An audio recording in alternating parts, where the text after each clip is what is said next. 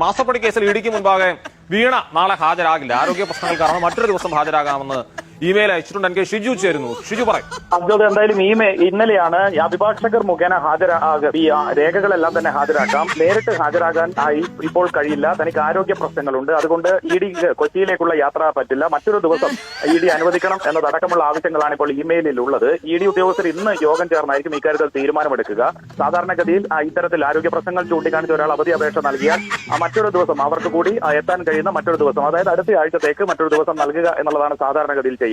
ഇനി ഇത്തരത്തിൽ രേഖകൾ ഹാജരാക്കുകയും തുടർച്ചയായി ഈ സമൻസ് അവഗണിക്കുകയും ചെയ്താൽ മാത്രമായിരിക്കും മറ്റു നടപടിയിലേക്ക് ഇഡി കടക്കുക. എന്തായാലും ഇപ്പോഴത്തെ സാഹചര്യത്തിൽ ആരോഗ്യ പ്രശ്നം ചൂണ്ടിക്കാണിച്ചു വന്ന ഒരു ഇമെയിൽ ആയതിനാൽ തന്നെ അത് പരിഗണിക്കും എന്നാണ് നമുക്ക് മനസ്സിലാക്കാൻ കഴിയുന്നത്. അതായത് അടുത്ത ആഴ്ച അവർക്ക് കൂടി ഉചിതമായ ഒരു ദിവസം എന്തായാലും ചോദ്യം ചെയ്യുന്ന നേരിട്ട് ഹാജരായേ മതിയാകൂ എന്നൊരു നിലപാടിൽ തന്നെയാണ് ഇഡി നിൽക്കുന്നത്.